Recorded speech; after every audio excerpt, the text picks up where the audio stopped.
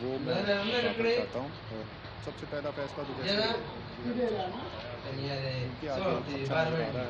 आ रहा है कि बदकिस्मती से हो सकता है कि ऐसी सूरत है जिसके अंदर हमें हमें शहर का भी लॉकडाउन करना पड़े। तो इनको हिदायत दी गई हैं कि अगले चंद दिनों के अंदर सूबों के साथ मिल के पूरा इसके ऊपर एक प्लान बनाया जाए और किस तरीके से ये काम करना है और जो लोगों को उससे मुश्किलात पैदा हो सकती हैं, उससे बचाने के लिए क्या इक़दामात करने की ज़रूरत है। दूसरा फ़ैसला ये किया गया है कि तमाम वो अज़ला जहाँ पर 5% से ज़्यादा इस वक़्त पॉज़िटिविटी है, वहाँ पर स्कूल्स बंद कर दिए जाएँगे, बशमूल 9वीं से 12वीं क्लास जो है उनकी क्लासेस भी जो हैं,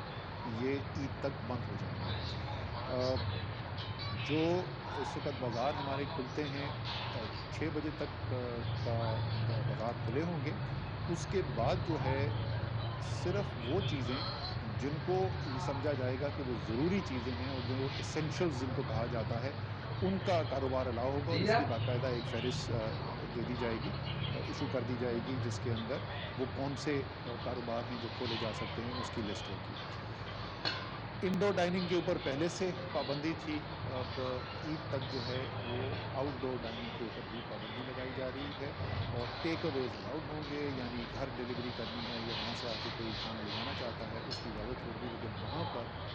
बैठकर खाने के ऊपर पाबंदी लग गई है रमज़ान के लिए। जिम्स जो हैं, इंडोर जिम्स जो हैं उनके ऊपर पाबंदी लगाई जा रही है। ऑफ़िस टाइमिंग्स जो हैं, उनको 2 बजे तक महदूद किया जा रहा है क्योंकि 6 बजे तक बाज़ार खुले होंगे, तो हम चाहते हैं कि बीच में इतना टाइम हो लोगों के पास कि उन्होंने जो शॉपिंग करनी है, बशमूल ईद की शॉपिंग, ये मैं एक ख़ास तौर पे दरख़्वास्त करना चाहता हूँ जितने लोग हैं